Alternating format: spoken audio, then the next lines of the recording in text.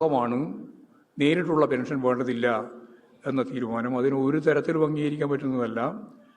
കേരളത്തിലെ ഈ 62 ലക്ഷം ആളുകളെയും അണിനിരത്തി അതിശക്തിയായിട്ടുള്ള പ്രക്ഷോഭം, ഇത് പിൻവലിക്കുന്നത് വരെയുള്ള പ്രക്ഷോഭം ശക്തിയായിട്ട് നടത്തേണ്ടി വരും, നടത്തണം എന്ന് തന്നെയാണ് എനിക്ക് അതുമായി ബന്ധപ്പെട്ട് ചൂണ്ടിക്കാണിക്കാനുള്ളത്. ഗവൺമെൻറ് അടിയന്തരമായി ഈ പ്രഖ്യാപനം പിൻവലിക്കണം. എല്ലാവർക്കും ഇപ്പോൾ കൊടുത്തുകൊണ്ടിരിക്കുന്ന പോലെ, പുതിയ ബാധ്യത ഒന്നുമല്ലല്ലോ, നിലവിൽ ഉള്ള ബാധ്യതയാണ്. ഇപ്പോൾ കിട്ടിക്കൊണ്ടിരിക്കുന്നത് പോലെ പെൻഷൻ കിട്ടാൻ തോന്നുന്ന രീതിയിലുള്ള നിലപാട് ഗവൺമെൻറ് സ്വീകരിക്കണം എന്നാണ് എനിക്കത് സംബന്ധിച്ച് പറയാനുള്ള ഒന്നാമത്തെ കാര്യം. രണ്ടാമത്തെ പ്രശ്നം, നമ്മളിപ്പോൾ വളരെ ഗൗരവപൂർവ്വം ചർച്ച ചെയ്യാൻ തുടങ്ങിയിട്ട് കുറേ ദിവസമായി. ഞാൻ ഇന്നലെ ജോണിൻ്റെ വീട്ടിൽ പോയി വിഴിഞ്ഞത്ത് 2 പെൺമക്കളും ഒരാൺ 3 മക്കളാണ് അദ്ദേഹത്തിന്. 3 പേരും നല്ല അഭ്യസ്തവിദ്യരായിട്ടുള്ള യുവാക്കളാണ്. അവർക്കിതിനെപ്പറ്റി നല്ല ധാരണയുണ്ട്. ജിജി എന്ന് പറയുന്ന മൂത്ത മകള് PhD ചെയ്യുകയാണ്. കാര്യവട്ടം ക്യാമ്പസിൽ PhD ചെയ്യുന്ന കുട്ടിയാണ് ജിജി. എല്ലാവരെയും കണ്ടിരുന്നു, എല്ലാ പ്രധാനപ്പെട്ട ഉദ്യോഗസ്ഥന്മാരെയും വിളിച്ചുകൊണ്ടേയിരിക്കുകയായിരുന്നു, കണ്ടുകൊണ്ടിരിക്കുകയായിരുന്നു. ഞാൻ ഈ കഴിഞ്ഞ 7 ദിവസവും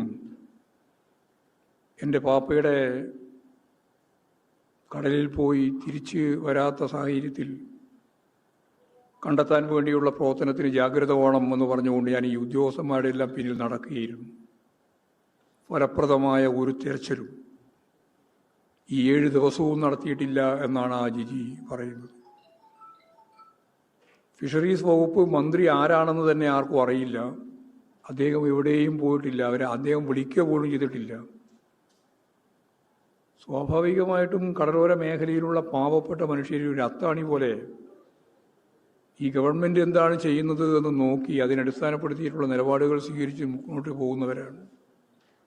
അവരെ കാണാനോ അവരെ വിളിക്കാനോ അവരോട് സംസാരിക്കാനോ, അപ്പോൾ സതീശൻ എന്ന് പറയുന്ന നമ്മുടെ മുഖ്യമന്ത്രി തന്നെ പറയുന്നത്, വി ഡി സതീശൻ പറയുന്നത്, കടലിൻ്റെ അങ്ങോട്ടേക്ക് പോകാനേ പറ്റില്ല, മുമ്പ് അനുഭവങ്ങളുണ്ട്.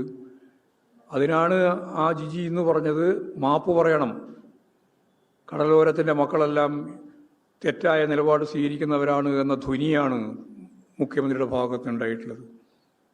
അത് യഥാർത്ഥത്തിൽ ഞങ്ങൾ അപമാനിക്കലാണ്, അവഹേളിക്കലാണ്. സമൂഹത്തോട് മാപ്പ് പറയണമെന്ന് ജിജി പറഞ്ഞത് ഇതിനടിസ്ഥാനപ്പെടുത്തിയിട്ടാണ്. അതേപോലെ വളരെ പ്രധാനപ്പെട്ട ഒരു വീട് അലങ്ങലൂർ പ്രദേശം 5 തെങ്ങാണ്. അവിടെ 2 ആളുകൾ കടലിൽ മിസ്സായി. ഒരാളുടെ ശവശരീരം കിട്ടിയ നമസ്കാരം കഴിഞ്ഞു, മറ്റൊരാളുടെ കണ്ടെത്തിയിട്ടില്ല.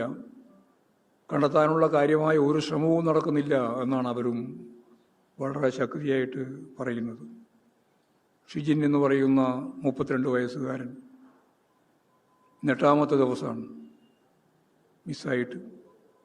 കണ്ടെത്താനുള്ള ഒരു ശ്രമവും നടക്കുന്നില്ല. ആ വീട്ടിൽ പോയപ്പോൾ അലമുറയിട്ട് കരയുന്ന ഭാര്യ വളരെ ചെറുപ്പക്കാരിയാണ്, നല്ല പ്രായമുള്ളതാണ് അമ്മ.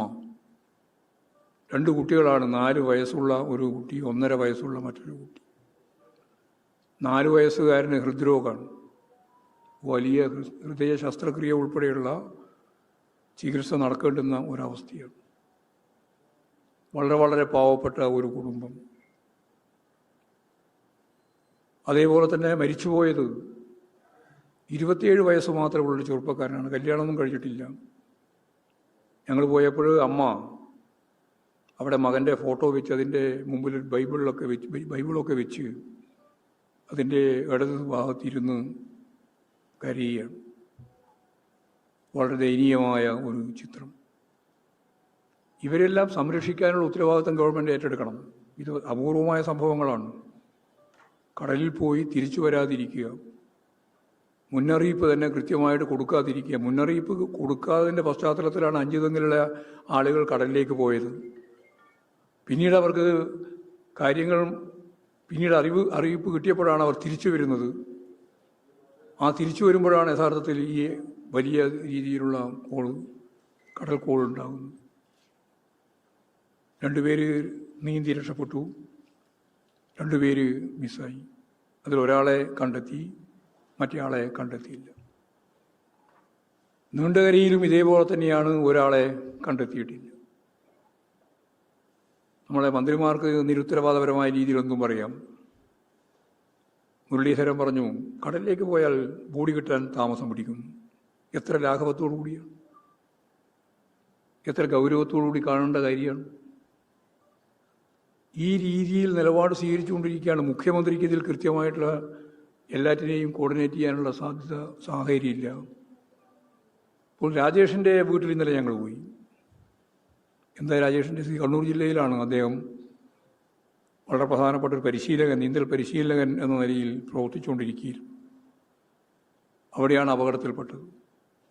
തൻ്റെ സ്വന്തം ജാക്കറ്റ് അഴിച്ച് അപകടത്തിൽപ്പെട്ട ഒരാളുടെ കയ്യിൽ എത്തിച്ചു കൊടുത്ത് അദ്ദേഹം നീന്തി രക്ഷപ്പെട്ടു, ജാക്കറ്റ് ഉപയോഗിച്ചിട്ട്. ജാക്കറ്റ് നഷ്ടപ്പെട്ടു പോയ ഈ ചെറുപ്പക്കാരൻ രാജേഷിന് തിരിച്ചു കയറാൻ സാധിച്ചില്ല. അത്യപൂർവമായ സംഭവമാണ്. ആ ചെറുപ്പക്കാരൻ ആ ചുഴിയിൽ പെട്ട് മരിക്കുകയാണ് ചെയ്തത്. അപ്പോഴും ബോഡി കണ്ടെത്താൻ വേണ്ടിയിട്ടുള്ള ശ്രമവും സത്യം പറഞ്ഞാൽ ഫലപ്രദമായി നടന്നില്ല. എല്ലാവരും കൂടി ചേർന്ന്, നാട്ടുകാരുൾപ്പെടെ എല്ലാവരും ചേർന്ന് നടത്തിയിട്ട് 3-4 ദിവസം കഴിഞ്ഞപ്പോഴാണ് ബോഡി കിട്ടിയത്. ആ ബോഡി കണ്ണൂർ മെഡിക്കൽ കോളേജിൽ കൊണ്ടുപോയി പോസ്റ്റ്മോർട്ടം നടത്തി തിരിച്ച് കൊണ്ടുവന്നതിൻ്റെ ഒരു അപമാനകരമായൊരു ചിത്രമുണ്ട്. 3-4 ദിവസം വെള്ളത്തിൽ കിടന്ന ബോഡിയാണ്. പോസ്റ്റ്മോർട്ടത്തിന് ശേഷം തിരിച്ചു കൊണ്ടുവരുമ്പോൾ റവന്യൂ വകുപ്പാണ് ഇതിൻ്റെ ഭാഗമായിട്ടുള്ള കാര്യങ്ങൾ കൈകാര്യം ചെയ്യുന്നത്. തഹസിൽദാരാണ്, പയ്യന്നൂർ തഹസിൽദാർ. ആ പയ്യന്നൂർ തഹസിൽദാർ വളരെ ലാഘവത്തോടു കൂടി പറഞ്ഞു, എല്ലാവരും പോയി, ജനപ്രതിനിധികൾ ഉൾപ്പെടെ എല്ലാവരും പോയിട്ട് പറഞ്ഞു, ഫ്രീസർ വേണം. കാരണം 3-4 ദിവസമായി ബോഡി വെള്ളത്തിലാണ്. പോസ്റ്റ്മോർട്ടത്തിന് ശേഷം തിരുവനന്തപുരത്തേക്ക് എത്തിക്കേണ്ടതാണ്. ആംബുലൻസ് ഉണ്ട്, പക്ഷേ ഫ്രീസറില്ല. ഫ്രീസറിലൊന്നും കാര്യമില്ല, ഞങ്ങൾ ആസാമിലേക്ക് കയറ്റി അയച്ചിട്ടുണ്ട്, പിന്നെയാണോ തിരുവനന്തപുരത്തേക്ക് എന്നാണ് തഹസിൽദാരുടെ ചോദ്യം. നിരുത്തരവാദപരമായ നിലപാടാണ് റവന്യൂ വകുപ്പ് കൈകാര്യം ചെയ്തത്. ആരോഗ്യ വകുപ്പുമായിട്ട് ബന്ധപ്പെട്ട ഒരു കാര്യവും ചർച്ച ചെയ്തിട്ടുമില്ല. മെഡിക്കൽ കോളേജിൽ തന്നെ കൃത്യമായിട്ട് ഈ കാര്യം അറിയിച്ചിട്ടില്ല. അവസാനം ബോഡിയുമായിട്ട് കോഴിക്കോട് കഴിയുമ്പോഴത്തേക്ക് തന്നെ ദുർഗന്ധം ആയി, വണ്ടി മുന്നോട്ടേക്ക് പോകാൻ കഴിയാത്ത സാഹചര്യം വന്നു. അവിടുന്ന് ചാവക്കാട് എത്തിയപ്പോഴാണ് ഇനി മുമ്പോട്ടേക്ക് പോകില്ല എന്ന് ഉറപ്പ് വന്നപ്പോൾ ഫ്രീസർ കൊണ്ടുവന്ന് ശവശരീരം ഇങ്ങോട്ടേക്ക് തിരുവനന്തപുരത്തേക്ക് എത്തിച്ചത്.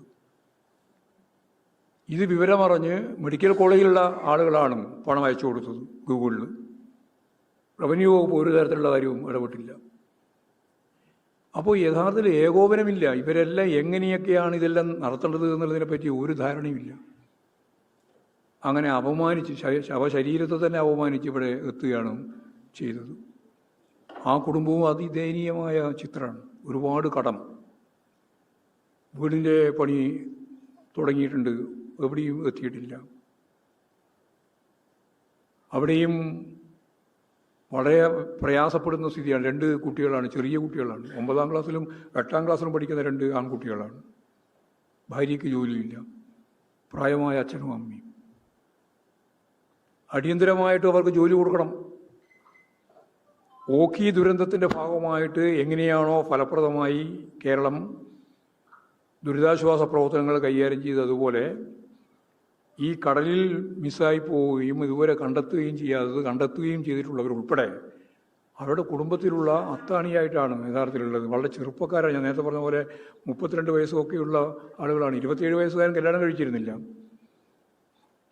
ഇവർക്ക് അവരുടെ കുടുംബം നിലനിർത്തുന്നതിനാവശ്യമായ രീതിയിൽ ജോലി അവരുടെ ആശ്രിതർക്ക് നൽകിയില്ലെങ്കിൽ ആ കുടുംബത്തിനൊന്നും നിലനിൽക്കാനാവാത്ത സ്ഥിതിയാണ് രാജേഷിൻ്റെ എല്ലാം കുടുംബത്തിൻ്റെ അവസ്ഥ. അപ്പോൾ ആ രീതിയിലുള്ള നിലപാട് സ്വീകരിക്കാൻ ഗവൺമെൻറ് തയ്യാറാവണം എന്നാണ് അത് സംബന്ധിച്ച് എനിക്ക് പറയാനുള്ളത്. ഇത്തരത്തിലെല്ലാമുള്ള 10-20ലധികം ആളുകളാണ് പ്രകൃതി ദുരന്തത്തിൻ്റെ ഭാഗമായിട്ട് നമ്മെ വിട്ടുപിരിഞ്ഞത്. ഇപ്പോഴും കണ്ടെത്താനാവാത്ത 3 പേര് കേരളത്തിൻ്റെ 3 ഭാഗങ്ങളിലായി നീണ്ടകരയിലും 5 തെങ്ങിലും വിഴിഞ്ഞത്തുമായി നിൽക്കുകയാണ്. 8ാമത്തെ ദിവസമാണ്. ഫലപ്രദമായ എന്തെങ്കിലും ഒരു വർക്ക് തിരച്ചിൽ നടത്താൻ സാധിക്കാത്തൊരു സാഹചര്യത്തിലാണ് നമ്മളിപ്പോഴും ഉള്ളത്. ആ കുടുംബാംഗങ്ങളും ആ പ്രദേശവും മുഴുവൻ പ്രതിഷേധത്തിലാണ്.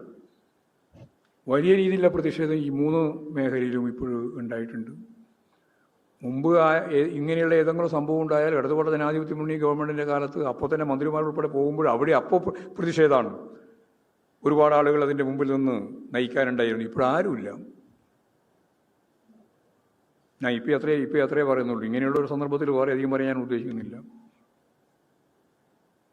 അപ്പോൾ തീരദേശ മേഖല, ഈ തിരുവനന്തപുരത്തിൻ്റെയും കൊല്ലത്തിൻ്റെയും ഈ മേഖല, അതുപോലെ തന്നെ അതിൻ്റെ അപ്പുറം കടന്നാലും പ്രശ്നം തന്നെയാണ്. എല്ലാം വലിയ രീതിയിലുള്ള പ്രയാസങ്ങളാണ്. കുട്ടനാട് വെള്ളം ഇറങ്ങുന്നില്ല. ഇടതുപക്ഷ ജനാധിപത്യ മുന്നണി ഗവൺമെൻറ്റിൻ്റെ കാലത്ത് ആ പൊഴി മുറിച്ച് ഫലപ്രദമായിട്ട് വെള്ളം അറബിക്കടലിലേക്ക് ഒഴുക്കിയപ്പോൾ കുട്ടനാട് വെള്ളപ്പൊക്കത്തിൽ നിന്ന് രക്ഷപ്പെട്ടിരുന്നു. ഇപ്പോഴും തിയറിയെല്ലാം വിശദീകരിക്കുന്നുണ്ട്, പക്ഷേ വെള്ളം ഇറങ്ങുന്നില്ല. വെള്ളം ഇറങ്ങണമെങ്കിൽ പൊഴി മുറിക്കണം. പൊഴി മുറിക്കാൻ ആവശ്യമായ ഫലപ്രദമായ ഇടപെടൽ ഇപ്പോഴും നടക്കുന്നുമില്ല. ഒരു JCB എല്ലാം കൊണ്ടുപോയിട്ട് മുറിക്കാൻ നോക്കുക, എവിടെ മുറിക്കാനാ? അപ്പോൾ കുട്ടനാട് മുഴുവൻ വെള്ളത്തിൽ മുങ്ങി കിടക്കുകയാണ്.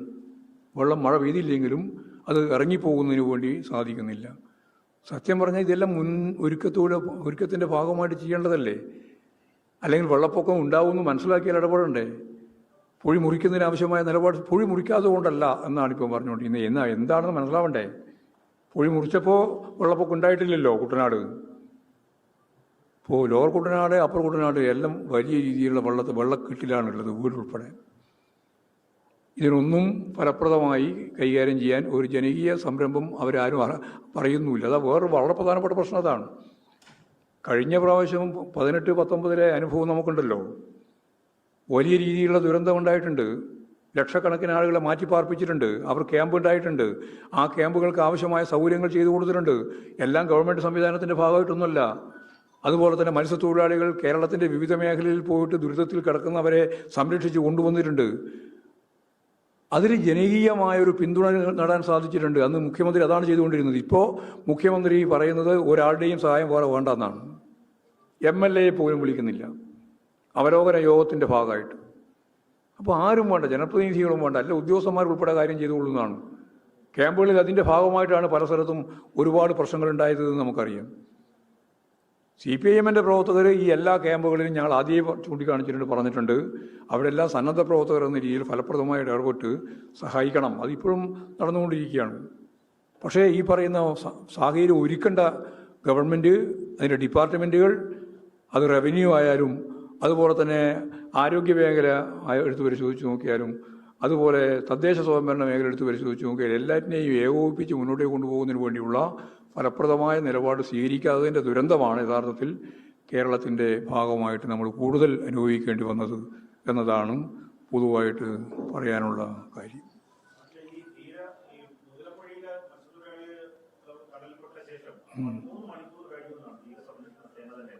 അത് താമസിച്ചിട്ടാ വന്നത്. അവർ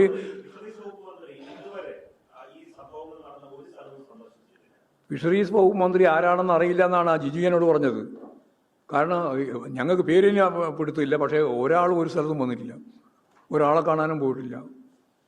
അവിടെ നേരത്തെ പറഞ്ഞ അഞ്ചുതെങ്കിലും പോയിട്ടില്ല, ഇവിടെ വിഴിഞ്ഞത്ത് പോയിട്ടില്ല, നീണ്ടകര പോയിട്ടില്ല. ഇതാണിപ്പോൾ 3 പ്രധാനപ്പെട്ട കിട്ടാൻ, അതായത് നമ്മൾ മിസ്സായി പോയി എന്ന് കണ്ട് ഇതുവരെ തിരിച്ചു വരാതെ 3 ആളാണുള്ളത്. ഒരു കാര്യവും ഫിഷറീസ് വകുപ്പ് കൈകാര്യം ചെയ്യുന്ന മന്ത്രി ചെയ്തിട്ടില്ല. മുഖ്യമന്ത്രി നേരത്തെ പറഞ്ഞത് അങ്ങോട്ട് കയറാൻ പറ്റില്ല. ഞാൻ നേരത്തെ പറഞ്ഞില്ലേ, ജിജി പറഞ്ഞതിൻ്റെ ഭാഗമായിട്ടുള്ള അവമാനിക്കലാണെന്ന് പറഞ്ഞില്ലേ. കടൽ തീരത്തേക്ക് പോകാനേ പറ്റില്ല എന്നുള്ളതാണ്. ഞങ്ങളിപ്പോൾ കടൽ തീരത്തല്ലേ പോയിട്ട് വന്നത്. ഇന്നലെ ഞാൻ ഇവിടെ വിഴിഞ്ഞത്ത് പോയി, ഇന്നിപ്പോൾ 5 തെങ്ങ് പോയി. പോകാനേ പറ്റില്ല എന്നുള്ള നിലപാട് സ്വീകരിച്ചാൽ എന്താ? ഇതുവരെ അപകടകരമായ സാഹചര്യം വരുമ്പോൾ അവിടെ കക്ഷി രാഷ്ട്രീയത്തിനപ്പുറം എല്ലാവരും ചേർന്ന് മുമ്പോട്ടേക്ക് പോകില്ലേ വേണ്ടേ? കേരളത്തിൻ്റെ ദുരന്തത്തെ അഭിമുഖീകരിക്കാനും അതിനെ അഭിമുഖീകരിച്ച് മുമ്പോട്ടേക്ക് പോകാനും കേരളത്തെ പ്രാപ്തമാക്കിയത് ഈ ജനകീയ കൂട്ടായ്മയല്ലേ?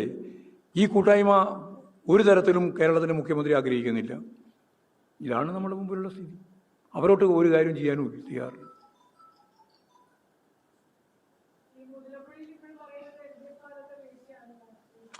അതങ്ങനെ പറഞ്ഞുകൊണ്ടിരിക്കും, എല്ലാ കാലത്തും പറഞ്ഞുകൊണ്ടിരിക്കുക. അതിന് വേറൊന്നും പറയാനില്ല.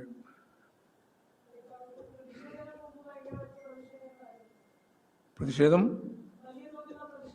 വലിയ പ്രതിഷേധം ഇപ്പോൾ നടന്നുകൊണ്ടിരിക്കുകയാണ്. ഇപ്പോഴും ഞങ്ങൾ അവിടെ നിന്ന് വരുമ്പോൾ തന്നെ അവർ പ്രതിഷേധിക്കാൻ വേണ്ടി പുറപ്പെട്ടിട്ടുണ്ട്. കാരണം ഇന്ന് രാവിലെ ഓടി കിട്ടി എന്ന് പറഞ്ഞിട്ടുള്ള ഒരു പ്രചരണം വന്നു. ആളുകളെല്ലാം ഓടിയാടി എത്തിയപ്പോൾ ബോഡി കിട്ടിയില്ല, വെറുതെ കള്ളപ്രചരണമായിരുന്നു.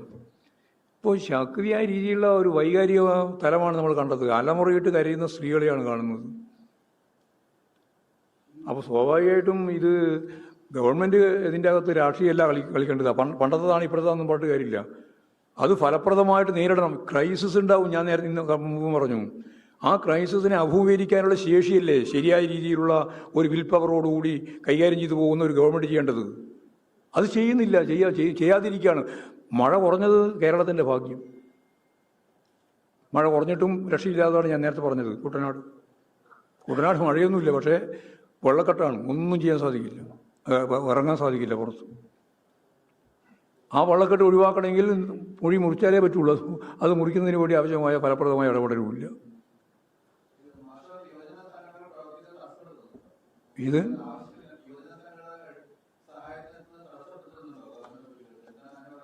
അല്ല, ആരെയും അങ്ങോട്ട് അടുപ്പിക്കേണ്ടതില്ല എന്നാണ്, ആരെയും സഹകരിപ്പിക്കേണ്ടതില്ല എന്നാണ്. അത് മുഖ്യമന്ത്രി തന്നെ പറഞ്ഞല്ലോ, സഹകരിപ്പിക്കേണ്ട കാര്യം ഞങ്ങൾ അങ്ങനെ ആ രീതിയിൽ ആലോചിച്ചില്ല. ആ മുമ്പേ അവരെ ഇതിലായിരുന്നു. ഇടതുപക്ഷ ജനാധിപത്യ മുന്നണി ഗവൺമെൻറ് ഉള്ളപ്പോൾ ലക്ഷക്കണക്കിന് ആളുകളുടെ സഹായം തേടിയിട്ടാണല്ലോ ആ വലിയ രീതിയിലുള്ള പ്രതിസന്ധി അവസാനിപ്പിച്ചത്. ഇവിടെ ഈ കോളേജ് ഉണ്ടല്ലോ, നമ്മുടെ ഏറ്റവും പ്രധാനപ്പെട്ട യൂണിവേഴ്സിറ്റി കോളേജ്, ആ കോളേജിൻ്റെ ഭാഗമായിട്ടുള്ള നൂറുകണക്കിന് കുട്ടികളല്ലേ രാപകലില്ലാതെ വന്നുകൊണ്ടിരിക്കുന്ന മുഴുവൻ സാധനങ്ങളും സോർട്ട് ചെയ്ത് വണ്ടിയിലാക്കി കേരളത്തിൻ്റെ പല ഭാഗത്തേക്ക് അയച്ചു കൊടുത്തത്. രാപകലുണ്ടായിട്ടില്ല. ആ കുട്ടികളൊക്കെ അത്ര സജീവമായിട്ട് പ്രവർത്തന രംഗത്ത് വന്നത്. ഇപ്പോഴതിനെപ്പറ്റി ആലോചിച്ചു ആരെങ്കിലും? സാധനങ്ങളില്ലാതുകൊണ്ടല്ലോ, സാധനങ്ങളൊന്നും വന്ന് നിറഞ്ഞില്ലേ. ദുരിതത്തിൻ്റെ ഭാഗമായിട്ട് ജനങ്ങൾ സഹായിക്കാൻ തയ്യാറില്ലാണ്. പക്ഷെ ഇതൊന്നും ഇപ്പോൾ നടത്താൻ തയ്യാറില്ല. അതാണ് കാര്യം. അല്ല, അത് ആകെ വരുന്നതാണ് ഞങ്ങളെ പ്രതീക്ഷിക്കുന്നത്. ഈ 62 ലക്ഷം ആളുകളും ആ പ്രക്ഷോഭത്തിൻ്റെ ഭാഗമായിട്ട് വരണമെന്നാണ് ഞാൻ കാണുന്നത്. അല്ലാണ്ട് ഞങ്ങളിപ്പോൾ CPIഎമ്മിൻ്റെ കൂടിയും പിടിച്ച് പോയിട്ട് ഒരു സമരം നടത്താനല്ല ഉദ്ദേശിക്കുന്നത്. ഇന്നിപ്പോൾ കർഷക തൊഴിലാളി യൂണിയൻ്റെ ഭാഗമായിട്ടുള്ള പ്രകടനങ്ങളും പരിപാടികളൊക്കെ ഇന്നലെ രാത്രിയോടുകൂടി വിവരം കിട്ടിയപ്പോൾ തന്നെ തുടങ്ങിയിട്ടുണ്ട്. അതിന് തുടരും. ആ തുടരുന്നതിനോടൊപ്പം ഇത് ഈ ഓരോ വീട്ടിലും കൃത്യമായിട്ട് ധാരണ ഉണ്ടാക്കി അതിനടിസ്ഥാനപ്പെടുത്തി അവർ തന്നെ ശക്തിയായ രീതിയിൽ സമരത്തിലേക്ക് വരും. ഈ പ്രത്യേകിച്ച് 62 ലക്ഷം ആളുകൾ.